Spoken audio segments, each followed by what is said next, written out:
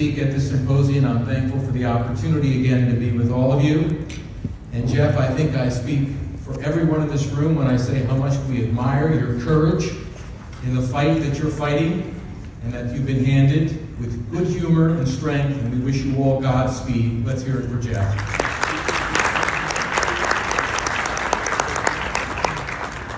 Before I begin, I have to thank John Paone III and Victoria Paone Rosa for their help in tracking the reported cases all year long, doing the initial write-ups, and putting the materials that you have before you this morning. Thank you, guys. Please stand and be recognized.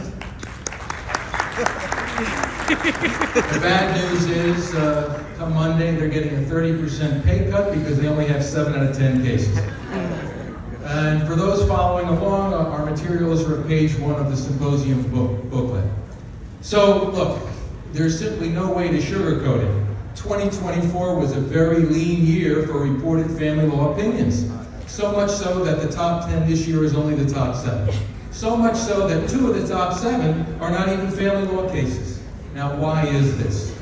It's certainly not due to Judge Hanny Malla. He wrote 2 of the reported opinions that we're going to discuss this morning, Roy and Sadish Kumar. And I don't think it's the appellate division's fault, although we'll listen to see what Steph Lemuro has to say this afternoon about the unreported cases. But when I took a look at the unreported cases, there's simply not a lot to work with. And so, looking for the culprits, we come back to the judicial shortages, plaguing most vicinages and the resulting backlog in cases that caused many to seek an alternative route to the legal system. And that alternative route, of course, is ADR, mediation, arbitration. And while mediation and arbitration are good things, they simply do not advance the case law. So the judicial backlog continues to be problem number 1. Problem number 2 is a more practical concern, and that's the vast expense of preparing a case for trial, and then actually trying the case, and then getting the transcripts, preparing the brief, and going to the appellate division. That's cost prohibitive for most litigants today. So what do we see? We see that most of the cases that make it to the appellate division are domestic violence cases and post-judgment motion cases. This is proven by the fact that in 2024 alone, there is not one reported opinion on equitable distribution, alimony, or child support. Where does that leave us? It's not clear, but I report to you that it is now January 25th, and during the first 4 weeks of this year, there has not been one reported family part case. So stay tuned as we continue to monitor what 2025 brings. Case number 1, United States versus Rahimi, Supreme Court Opinion 602 U.S. 680, 2024. For those of you who attended the symposium last year, we start off where we left off. And for those of you who don't remember where we left off with the United States Court of Appeals for the Fifth Circuit opinion in United States versus Rahimi. That case was a bombshell because it said you cannot take guns away from a person who was found to have committed domestic violence when the standard for proving domestic violence is simply the preponderance of the evidence. The argument being that when you're divesting someone of their Second Amendment constitutional rights due to a non-criminal act, you need a higher standard than preponderance of the evidence, or some historical twin of gun regulation as set forth in the prior Supreme Court cases. The Circuit Court opinion quoted no less than New Jersey case law, which referenced how people sometimes use the Domestic Violence Act as a sword rather than a shield in order to get a leg up in custody cases, divorce cases, to get access to the marital home, on purposes unrelated to protecting victims. As you can imagine, Rahimi sent shockwaves through the legal community, as most would find it to be incredible that a person who commits domestic violence would be left with their weapons after the issuance of an FRO. But that's exactly what the Fifth Circuit in Rahimi was saying, until the matter got to the Supreme Court, which accepted certiorari.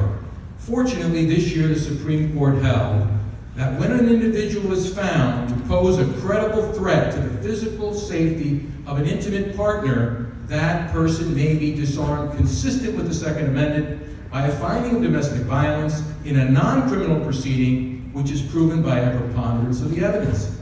Although the Supreme Court acknowledged that there is no exact historical twin to disarming people in domestic violence matters, the court found a historical analog by comparing domestic violence restraints of this type with surety and going armed cases, which were a form of preventative justice.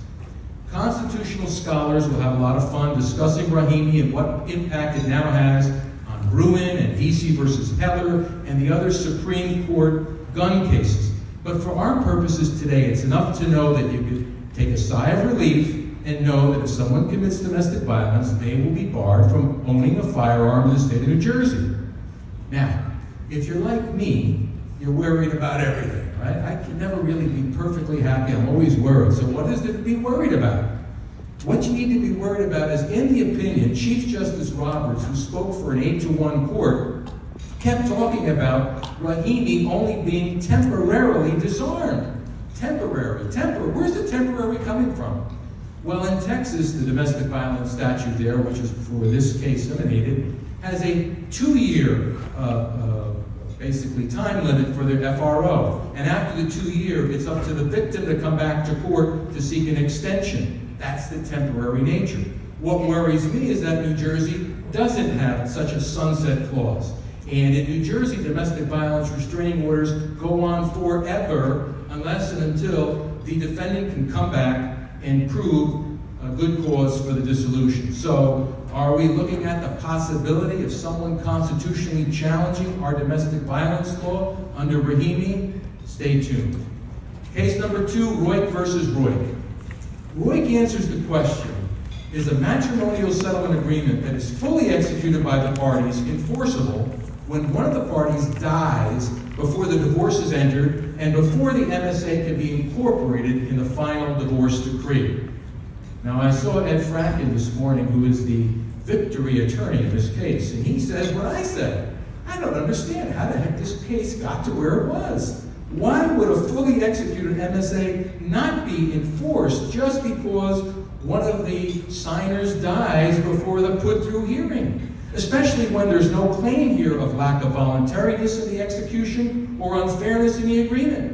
Is there some proverbial magic dust that we're waiting for the court to sprinkle on in these MSAs? Well, let's find out.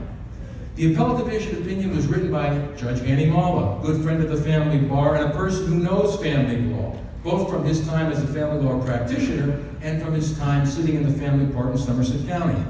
Here are the facts. The parties were married for 46 years before they filed for divorce in 2020. They had 3 children, all emancipated now. In 2013, the husband executes a will, leaving nothing to his wife, everything to the children, names his son as the executor. So this marriage had been on the rocks for some time, apparently. During the divorce case, the husband files a CIS in which he discloses that he has a $750,000 life insurance policy on his life, but he's not the owner of it. It appears that years before, he transferred ownership of the policy to his son, who then in turn paid the $40,000 in premiums to keep the policy alive and change the beneficiary. The wife knew about this, didn't challenge it, of course, because it was clear this was not done in anticipation of the divorce, and certainly well beyond the 90-day period that we think of in terms of certification of insurance coverage. While all this is irrelevant to the decision, it's set forth in the opinion because it gives some color, perhaps, as to the wife's upsetment over what happened here. Anyway, by November of 2021, the husband and wife finally come to an agreement. They sign an MSA with their attorneys who prepared the documents, also witnessing it. The MSA waived the rights of inheritance against each other. It also provided that the wife pay the husband $7,500 per year in open durational alimony. It addressed Cruz, saying that neither party could afford to maintain the marital standard of living. The assets were to be equally divided between the parties, including the marital home, which had been held by the tenants by the entirety. The husband was going to buy out the wife's one half. After the MSA is fully executed, a dispute arises between the parties as to whether it's cheaper to pay 2 attorneys to go to court to put through the divorce or have the divorce entered on the papers. Now, I got to stop you now, because I got to tell you, in my world, I don't believe in divorce on the papers myself. And I know, you go to Judge Brown in Middlesex County, he'll send a car for you to come in. If you've got a signed MSA and you're going to put it through, bang, come right to the front of the class. That's how we keep our docket so tight. But here they're worried about the money. So what they ultimately decide to do is we're going to do divorce on the papers. On December 25th, the husband signs a certification acknowledging the MSA, and then he signed it voluntarily. And on December 29th, he dies.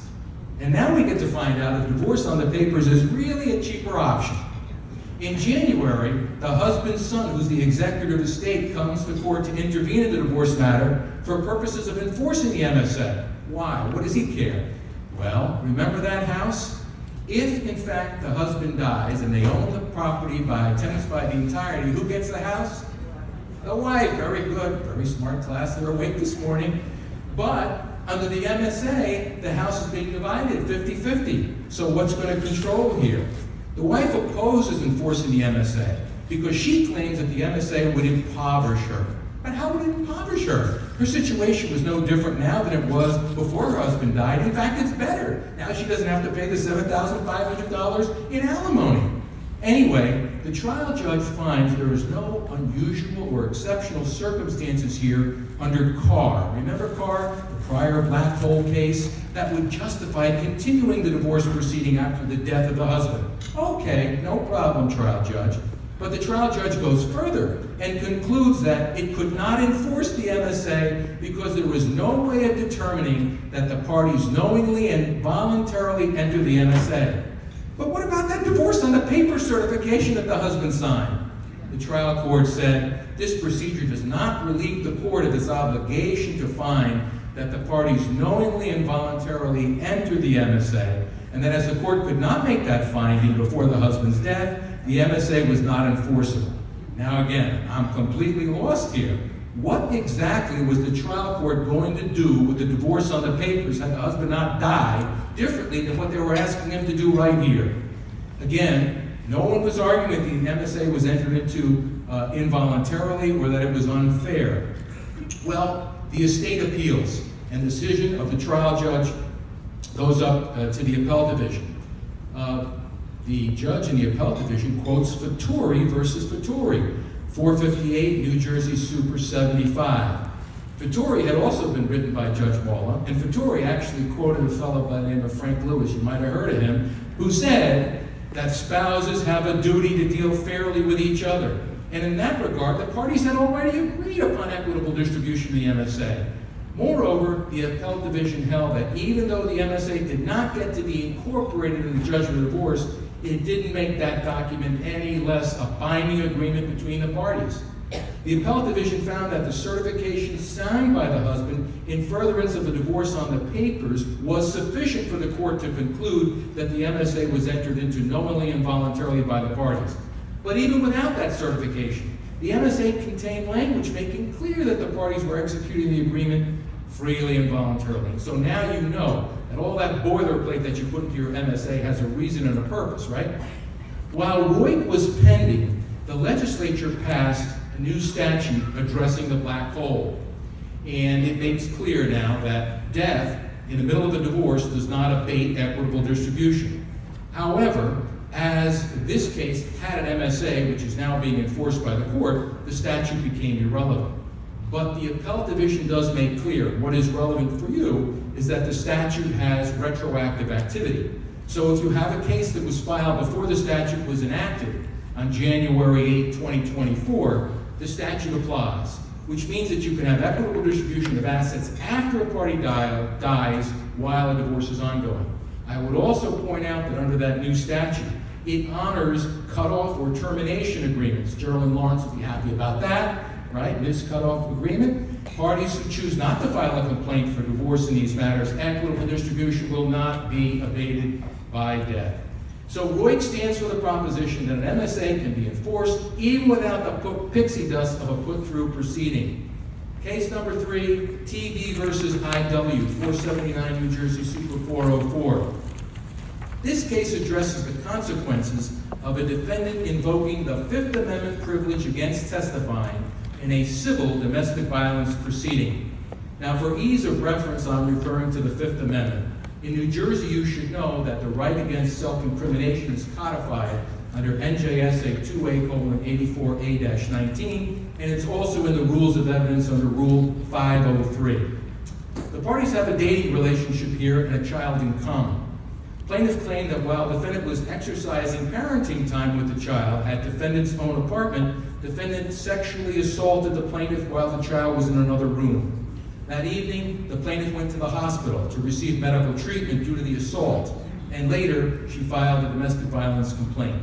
At the final hearing, where both parties were represented by attorneys, the defendant's attorney advises the court, "My client's going to be taking the Fifth Amendment privilege against testifying, Your Honor." In subsequently granting the FRO, the trial judge relies on the defendant's decision not to testify in order to draw an adverse inference in finding that the alleged act occurred. Now, why would the trial judge grant an adverse inference if a party was invoking their Fifth Amendment privilege not to testify? Simple. Because unlike in criminal proceedings, in civil cases generally, a court may draw an adverse inference when parties invoke their Fifth Amendment right against self-incrimination. The rationale for this adverse inference is to level the playing field, because by taking the Fifth Amendment in a civil proceeding, a party can easily hide crucial evidence. See Laszlo versus Cypress, Armax Minerals, 467, New Jersey Super 476. See also the New Jersey Supreme Court case, Rosenblit versus Zimmerman, 166, New Jersey 391. So TV versus IW now makes new law, because the appellate division holds that the adverse inference cannot and is not applicable in domestic violence cases, principally because while domestic violence cases are civil matters, they are far more serious than the average civil case. Why? Number one, while it's not a criminal proceeding, the domestic violence cases are grounded in offenses defined in the criminal code, assault, harassment, etc. Two, FROs don't expire. Second time you heard it today. They last forever until good cause can be demonstrated for their dissolution. Three, the penalties that come with the entry of an FRO are severe, resulting in the defendant being fingerprinted, placed in the domestic violence registry, loss of the right to bear arms, and possibly impeding the defendant's employment. And four, violation of an FRO results in a criminal contempt proceeding against the defendant. Also noted by the defendant, in domestic violence proceedings, plaintiffs do not have the same concern about evidence being hidden. The defendant's testimony is not needed for the plaintiff to prove her case and to meet her burden by a preponderance of the evidence to establish domestic violence. So for all these reasons, the appellate division distinguishes taking the Fifth Amendment in a DV proceeding from the average civil case. Now, the appellate division did make clear that although an adverse inference is not to be drawn, nothing prevents the trial court in assessing credibility from finding that the plaintiff's testimony is uncontroverted if the defendant pleads the Fifth and offers no contradictory testimony. I guess you could if you found a third party or somebody else to come in and testify. Well, okay. So with that, the appellate division reverses the FRO, reinstates the TRO, and sends the matter back for a new hearing. Now, if you're really a domestic violence guru, you should be asking yourself, hey, John, what's the big deal about the Fifth Amendment? Doesn't the domestic violence statute already afford defendants protection if they testify in a domestic violence proceeding? Answer, yes.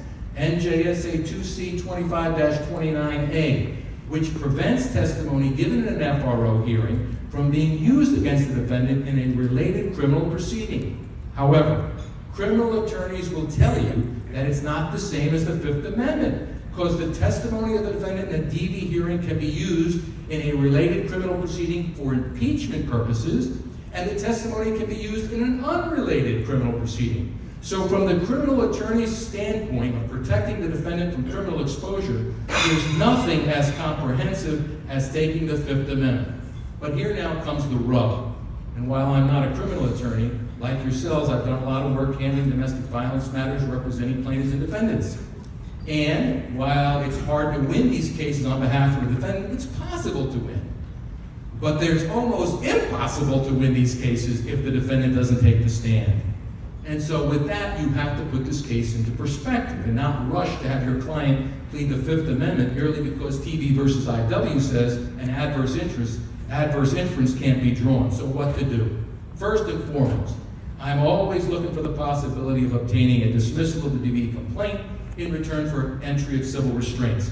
You cannot discount the possibility, especially if there are ongoing matters between the parties, where there could be a basis for give and take and compromise. Second, Consult with the client's criminal attorney as to whether the defendant should testify and rely on the protections of the domestic violence statute against using the same testimony in a related proceeding.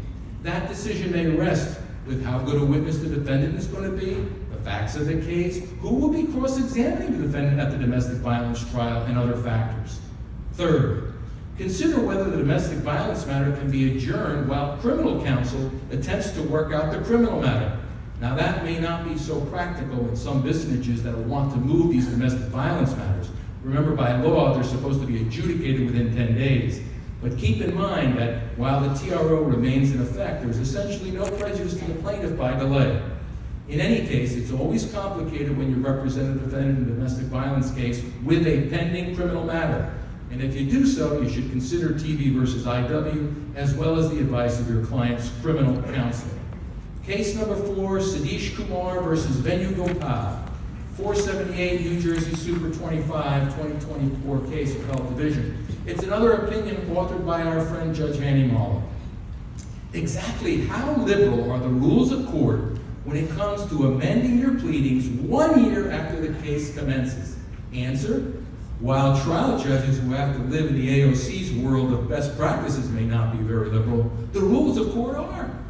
Here, after a 30-year marriage, the wife files for divorce on grounds of irreconcilable differences, and in return, the husband only files an answer with affirmative defenses but no counterclaim. 1 year into the case, the husband now moves to amend his answer to include a counterclaim of grounds of extreme cruelty and irreconcilable differences. Specifically, the husband claimed that he learned the wife was having an inappropriate, intimate relationship with her spiritual guru, such that the husband was now devastated by this because it violated all spiritual norms and cultural values. Wife opposes the motion to amend, arguing that under Rule 5:4-2E, it only permits the filing of amended pleadings when a cause of action has arisen or become known since the original filing. Because the husband's proposed counterclaim sets forth acts dating back 10 years, the wife argued that all of this was known at the time the husband filed his original pleading, and therefore he should not be allowed to amend his pleadings 1 year after the action commenced. The trial judge agrees with the wife and denies the husband's motion to amend. The trial judge noted that the case was 427 days old. Where have you heard that before? The trial judge didn't know whether the defendant had filed a counterclaim or not, but he certainly knew the case was 427 days old. And under the discretion provided to him under Rule 4:9-1, he denies the motion without prejudice. The husband then files a motion for reconsideration. That's also denied. The appellate division grants leave to appeal, interlocutory appeal, and reverses the trial judge. The appellate division also looked at Rule 4:9-1 and concluded that litigants have broad rights to amend their pleadings in the interest of justice unless undue prejudice would result.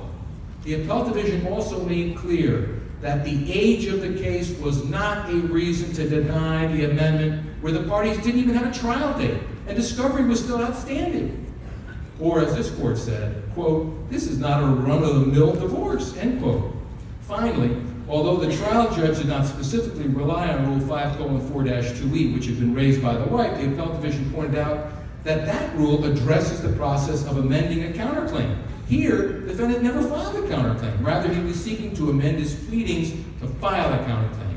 The court made clear that Part 5 rules do not make null and void the application of Part 4 rules, and specifically Rule 4:9-1, which provides for the ability to amend at any time prior to final judgment, was applicable here.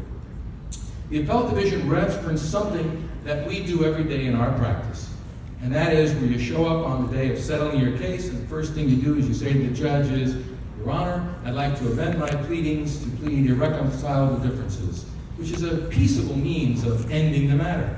The appellate division observed that if Rule 5:4-2E was interpreted the way that the trial court did, it would bar amendments such as this, and it could preclude parties from resolving their matters in this peaceable way. So 2 points to take away from Sadish Kumar. First, while Part 5 rules consist of rules governing the family part, they do not make Part 4 rules meaningless. Rather, Part 4 rules remain in effect except as otherwise provided by Part 5 rules. So you have to bone up on your Part 4 rules. Number 2, It's my policy, and it should be yours, that when a complaint for divorce is filed, and you represent the defendant, a counterclaim should be filed if at all possible. The reason for this is it keeps control of the docket in the event that late in the case, 1 year later, somebody were to dismiss their complaint and maybe leave you hanging at the courthouse by yourself. So that's the two pieces from Sadish Kumar. Let's move on to CR versus MT. How many of you out there have ever handled a SASPA case? A distinct minority, to be sure. So let me help you. If you pay close attention, I'm going to give you the abridged version of this case and exactly what you need to know about this year's Supreme Court opinion in CR versus MT. The case involves the Sexual Assault Survivor Protection Act of 2015, which is referred to by the acronym SASPA. This opinion is a follow-up to a prior CR versus MT opinion decided by the Supreme Court in 2021. And if you're looking for that opinion, you can find it at 248 New Jersey 428. The purpose of SASPA is to expand the rights of sexual assault victims who are not otherwise afforded protection under the Prevention of Domestic Violence statute because they have no dating relationship with the accused or any other legal relationship with the accused. Here, for example, the parties had no prior contact. They meet at a bar, and thereafter comes the episode which resulted in the claim of sexual assault. The Prevention of Domestic Violence Act doesn't apply because plaintiff doesn't meet the definition of victim under the Prevention of Domestic Violence Act. But there is a remedy under SASPA. In the prior CR versus MT opinion, the Supreme Court established that victims of sexual assault do not bear the burden to show that there was no consent. Instead, if a defense is raising the defense of consent, it's on the alleged perpetrator who holds the burden to show that permission to engage in sexual activity was freely and affirmatively given. Remember, this case involved an intoxication and whether or not the plaintiff was able to freely consent. In any event, to obtain a final protective order, known as an FPO, final protective order, under SASPA there are two prongs. The first prong was met at the first case, right? And that is that you prove by a preponderance of the evidence that there was non-consensual sexual assault. The second prong, however, that's also required is what this case is all about.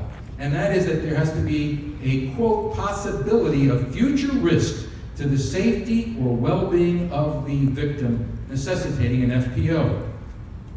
Now, as an aside, whenever I'm in court trying a case and somebody asks to witness, is something possible? My natural instinct is to stand up and object and to say, it's speculative, anything's possible. But here, notice that the word possible is contained in the statute. And that's exactly the issue that we have to decide here. In this 2024 version of CR versus MT, the Supreme Court decides that the plaintiff's subjective fear of future risk of harm is sufficient for meeting the second prong and for the entry of restraints. The court makes clear that this standard, requiring only a possibility of future risk to the safety and well-being of the victim, is far lower than a probability and is easily satisfied. Therefore, even if the victim's claimed fears would appear to be objectively unreasonable, that doesn't defeat an FPO because it's the victim's subjective belief that matters. In other words, as long as the court believes that the victim believes there is a possibility of future risk, that's enough to meet the second prong for the entry of an FPO. Now you may want to take note how this second prong for obtaining an FPO in a SASPA case is markedly different from the second prong in silver for obtaining an FRO in a domestic violence case. While the standard of proof in both is by a preponderance of the evidence, the silver standard to prove whether a restraining order is necessary to provide protection to the victim is clearly more of an objective than subjective test regarding the need for the restraining order. Any doubt, take a look at Judge Leihotz's opinion in RG versus RG, 449 New Jersey Super 208, in which the appellate division reverses a finding of domestic violence based on the failure to satisfy the second prong of silver. We go to case number 6, Alternative Global 1 versus Feingold. Don't have a site yet, appellate division 2024. It's a common occurrence in family practice for attorneys to attempt to subpoena non-parties. Oftentimes, these discovery efforts are viewed as a harassment vehicle, against relatives, partners, business associates, and other persons not directly related to the divorce. The question inevitably becomes, under what circumstances can a subpoena against these non-parties be quashed?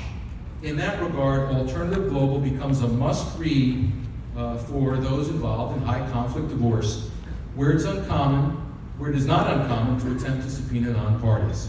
This is a Florida case where the plaintiffs and defendants are going at each other down there.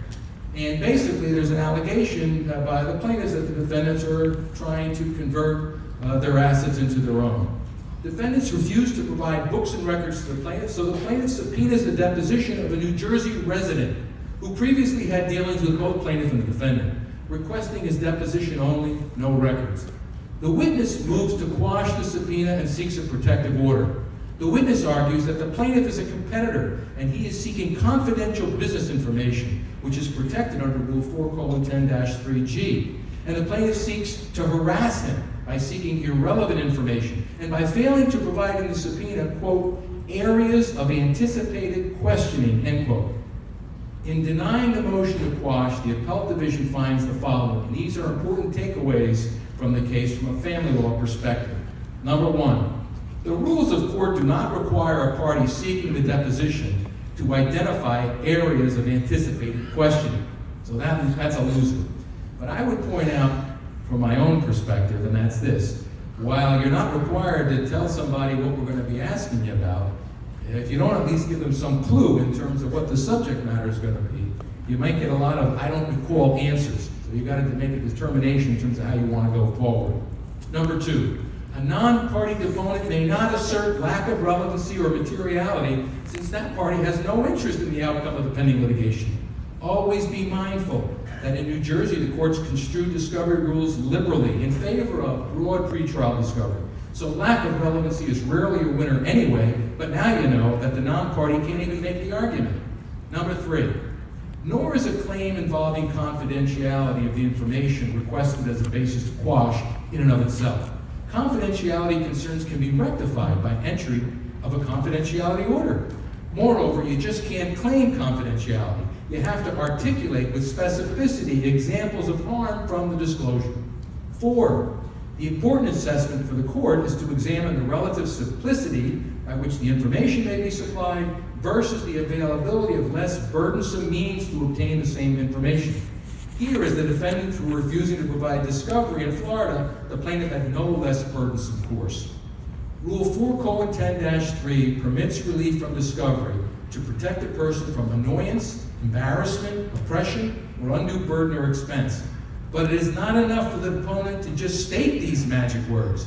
He must show how, in fact, the requested information, in this case a mere deposition, is an annoyance, embarrassment, oppression, or undue burden or expense. So next time grandma gets subpoenaed in your case, read Alternative Global. 7th and last, State of New Jersey versus MFL, 478 New Jersey Super 614. Why is a case addressing a sex offender restraining order relevant in any way, shape, or form to the family law practitioner? Simple. Because in NJ versus MFL, the Appellate Division applied, and in doing so approved, the Carfagno factors in determining whether to modify restraints. Carfagno at 288 NJ Super 424 is a Chancery Division opinion entered in 1995 and authored by Judge Diltz, who sat in the Somerset County Family Court at the time, and it regarded the standard for vacating a domestic violence restraining order. In that case, now cited with approval by the Appellate Division in NJ versus MFL, it's important for practitioners because domestic violence restraining orders last forever. That's the third time you heard that today. This is markedly different from most states that have sunset clauses, right? So where victims have to come back and justify. In New Jersey, we go on forever until somebody can come in and show good cause. By last count, there were over tens of thousands of FROs in existence in New Jersey. And sooner or later, people are going to want or need to have those FROs go away, whether for employment purposes or just by virtue of the fact that years later, with parties having moved on and living their own lives, these restraints now memorialized in a registry backed up by fingerprints may no longer be necessary or appropriate. So knowing the 11 Carfagno factors, especially when you have a case seeking to vacate the FRO without consent of the victim, is imperative. They are as follows. Does the victim consent to lifting of restraints, whether or not the victim fears the defendant, the nature of the relationship between the parties, the number of times the defendant has been convicted of contempt for violating restraints, whether the defendant has continuing involvement with drug or alcohol abuse, whether the defendant has been involved in other violent acts with other persons, whether the defendant has engaged in counseling, the age and health of the defendant, is the victim acting in good faith when opposing the request? Number 10, whether another jurisdiction has entered the restraints protecting the victim from the defendant, and 11, any other factors.